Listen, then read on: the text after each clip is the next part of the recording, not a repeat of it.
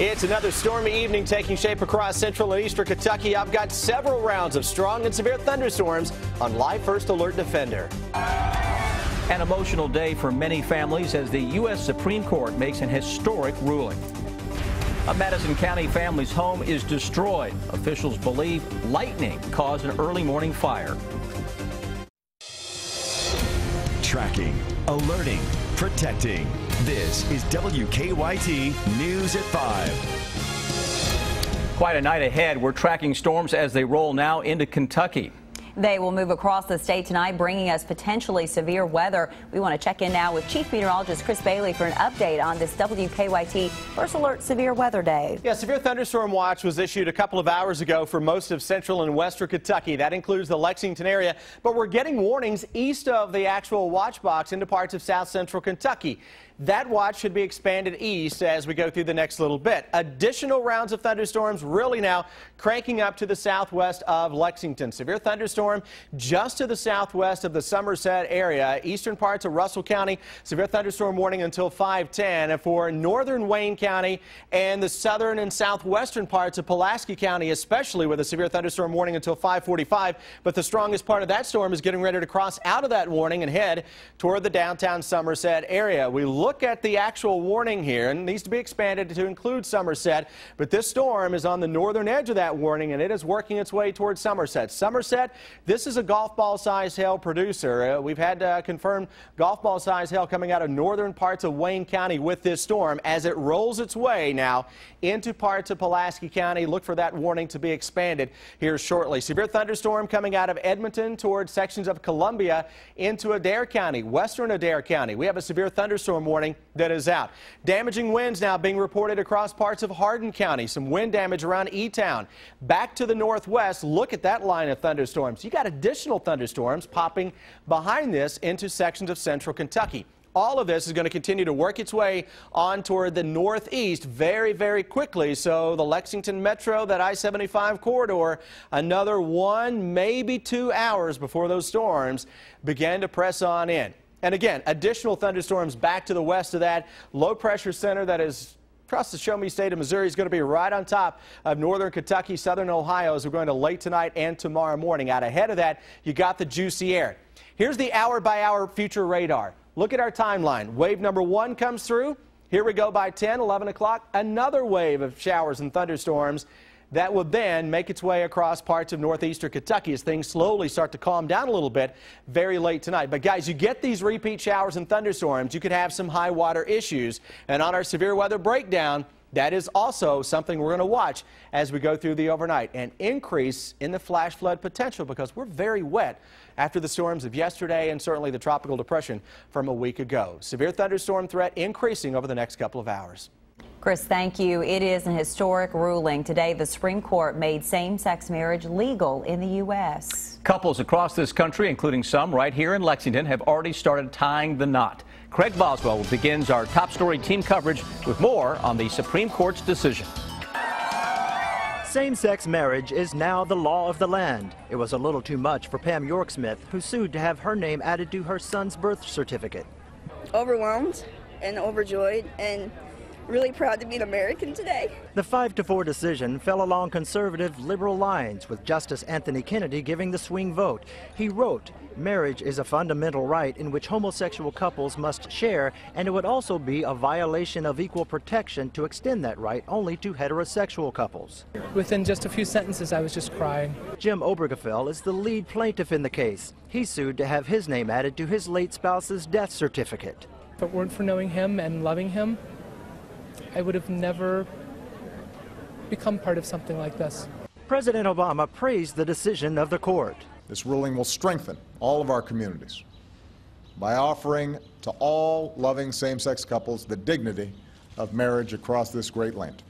The conservative justices on the court each wrote their own dissent, but all agreed states should be allowed to create their own laws. There's nothing in the Constitution that requires states to recognize marriage in the way the court has radically redefined it as such. Within hours, this couple got married in Dayton, Ohio, where it was illegal before today. Craig Boswell, CBS News, the Supreme Court. The ruling is the biggest change in marriage since the court struck down bans on interracial marriages back in 1967. A same-sex marriage rally will take place in about a half an hour in Lexington. People will soon start gathering outside the Fayette County Courthouse for that event. It will kick off what was already scheduled to be a busy weekend for the city's gay community. WKYT's Victor Puente is live downtown with reaction to today's Supreme Court decision. Within hours of that ruling, same-sex couples were getting marriage licenses here in Lexington. And one of the people who helped push for Kentucky's original marriage ban that was overturned says he's afraid this new ruling could limit religious freedoms. Feels right. Yeah, it feels right. Yeah, I mean, there's, yeah, this is good.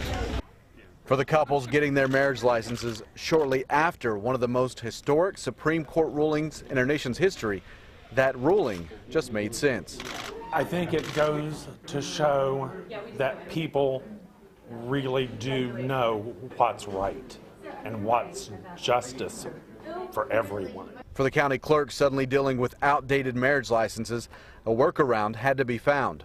Now, instead of bride and groom, those licenses will read first party and second party.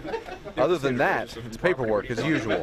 For me personally, it's a big day. I mean, our LGBT friends have been waiting for this for a long time.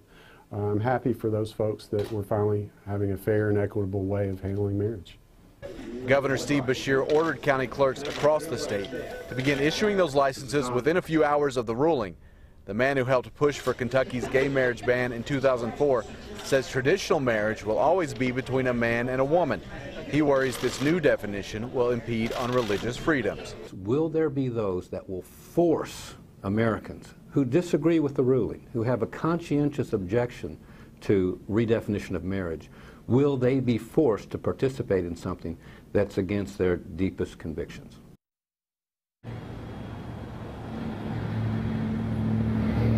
Ostrander says one of his concerns is county clerks who are against same-sex marriages who have to issue marriage licenses. Now, Governor Beshear said the Supreme Court couldn't tell elected officials what they must believe, but could tell them how they must act.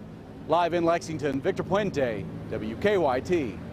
The Lexington Pride Festival was already scheduled for this weekend before that ruling came down. Well, the candidates for governor in Kentucky are weighing in on the decision, with Republican Matt Bevin going after Democrat Jack Conway. Bevin criticized the state attorney general, saying, quote, "Today's regrettable ruling is also the result of elected officials failing to defend the law. When Kentucky's marriage law was under attack by the courts, our own attorney general Jack Conway abandoned his oath of office and chose not to defend it," end quote. Conway responded saying, quote, "I did my duty and defended Kentucky's constitutional amendment. When Judge Hayburn ruled the amendment was unconstitutional, I agree with his legal analysis and used the discretion given to me by statute to inform Governor Beshear and the citizens of the Commonwealth that I would not waste the scarce resources of this office pursuing a costly appeal that would not be successful," end quote. We have complete coverage of today's decision to legalize gay marriage on WKYT.com. You'll find the very latest headlines and more reaction to the decision. We continue to track a breaking news alert out of New York. One of the two men at the center of a nearly 3-week manhunt has been shot and killed. The Associated Press reports police shot and killed Richard Matt this afternoon. He and David Sweat escaped from a New York prison back on June 6th.